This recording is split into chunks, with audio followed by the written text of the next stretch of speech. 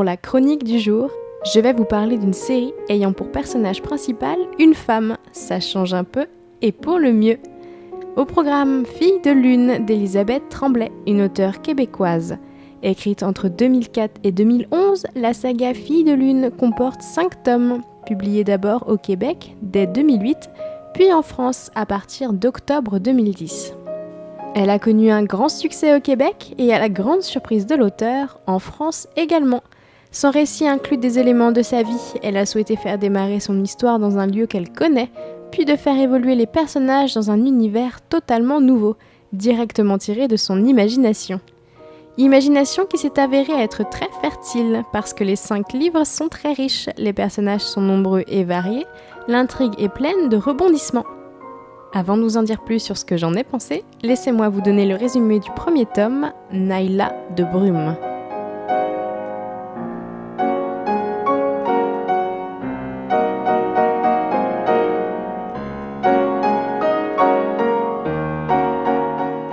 D'après une légende qui remonte à des temps immémoriaux, régnera sur la terre des anciens celui ou celle qui parviendra à retrouver les trônes mythiques de Darius le Sage et de son ennemi juré, le sorcier Ulfidius. Depuis plus de 7 siècles, les aspirants au pouvoir sont nombreux et s'affrontent sans relâche. Toutefois, seule une fille de lune de la lignée maudite pourrait redresser les torts causés par ses aïeuls, responsables de ces luttes sans merci que se livrent des peuples autrefois pacifiques. Une lignée reconnaissable à leurs yeux aux couleurs dissemblables qui leur donneraient de puissants pouvoirs. Mais les descendants de cette lignée ont toutes disparu. Du moins, semble-t-il. À 25 ans, la vie de Naïla bascule. Elle perd sa fille malade, puis son mari quelques mois après. Sous le choc de son double deuil, elle accepte d'aider sa tante à rénover la maison familiale. Voilà donc la jeune femme de retour dans ce petit village en bordure du fleuve Saint-Laurent, où les innombrables souvenirs de vacances devraient lui apporter du réconfort. Mais une trouvaille faite dans le grenier de la maison ancestrale empêchera Naïla d'y trouver la quiétude tant espérée. Les découvertes troublantes se succèdent, remettant en question non seulement ses origines, mais aussi ses croyances et convictions. À qui appartiennent tous ces livres traitant de sorcellerie et de mondes parallèles ? Qui est donc cette femme étrange qui se prétend son aïeule et dont la correspondance a été écrite dans une langue mystérieuse que seule Naïla peut déchiffrer ? Pourquoi le simple contact d'une pierre provoque-t-il chez la jeune femme des visions de gens qu'elle ne connaît pas ? Les réponses à ces questions en susciteront bien d'autres, plus troublantes encore. Naïla sombrerait-elle doucement dans la folie, comme sa grand-mère et sa mère avant elle ?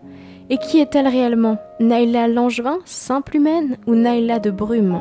L'héritière de cette lignée maudite, recherchée, attendue et traquée de l'autre côté de la frontière du temps et de l'espace, dans le monde parallèle de la Terre des Anciens. Voilà pour le résumé. Autant vous dire que la première fois que j'ai eu ce livre entre les mains, je l'ai dévoré. Ce premier tome est découpé en 2 parties. Dans la première, le lecteur fait connaissance avec Naïla. On la rencontre chez sa tante, Hilda, pas vraiment au mieux de sa forme, dans un état d'esprit plutôt sombre. Les lieux sont familiers, le monde est le nôtre. Jusqu'à ce que l'héroïne découvre des éléments inhabituels, mène une enquête et questionne sa tante. Elle nage en plein mystère et nous aussi. Les réponses qu'elle obtient sont vagues, peu précises ou incomplètes.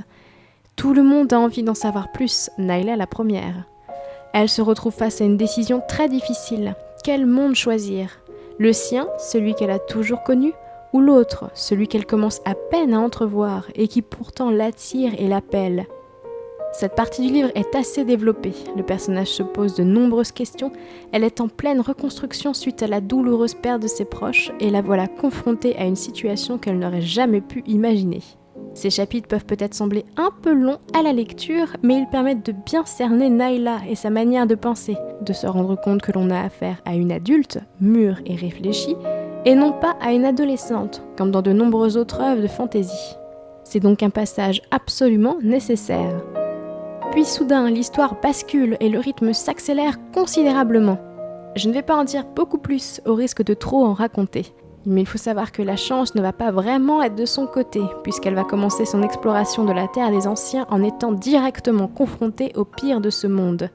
Elle va très vite rencontrer les mauvaises personnes, notamment le sinistre sire de Canac, associé avec Mélina, une très vieille et repoussante sorcière. À peine arrivée, Nayla va vivre des choses très difficiles, voire carrément atroces. C'est pourquoi, contrairement à ce que l'on pourrait penser, Fille de Lune s'adresse à un public de jeunes adultes et je le déconseille aux enfants, même aux jeunes adolescents. Avant de se mettre à écrire cette saga, Elisabeth Tremblay a choisi de se consacrer à sa famille pendant 10 ans. C'est au début de cette période qu'est né le désir de mettre en mots l'histoire qui hantait sans répit son imaginaire, mais la vie en a décidé autrement. Mère de 2 enfants, dont un gravement malade, elle a tout relégué au placard le temps que la tempête passe. Ce fut toutefois bénéfique pour la série Fille de Lune, puisque l'histoire et les personnages, qui ne l'ont jamais quittée, ont évolué et se sont affinés à travers les épreuves réelles de sa vie. L'auteur a ainsi puisé dans son expérience personnelle pour ne pas hésiter à écrire des passages sombres et violents. Le discours est très adulte, le ton est parfois dur. Heureusement, ces passages difficiles ne représentent pas l'ensemble de l'écriture et de l'histoire, qui sont toutes deux vraiment riches. Nayla se découvre des capacités insoupçonnées, son courage devient de plus en plus fort au cours des tomes. Elle nous surprend et on ne peut que se demander ce que nous, lecteurs, nous aurions fait si nous avions été à sa place, dans chacune des situations qu'elle rencontre. On l'envie parfois, puis on la plaint sincèrement l'instant suivant. À la fin du premier tome, elle découvre tout juste un nouvel univers et le lecteur n'en connaît pas davantage qu'elle, puisqu'il l'explore simultanément. Je vous conseille donc fortement d'avoir le 2e tome à portée de main pour éviter tout inévitable sentiment de frustration. Et heureusement pour vous, les 5 tomes sont déjà sortis en France. Que vous les achetiez en version originale aux éditions de Mortagne ou en édition française chez Pocket ou chez Pocket Jeunesse, les couvertures sont toutes très belles. À vous de choisir celle que vous préférez, celle qui vous donnera envie d'aller faire un petit tour sur la terre des anciens. C'était Milena Zalka pour La vie des livres sur Radio Plus.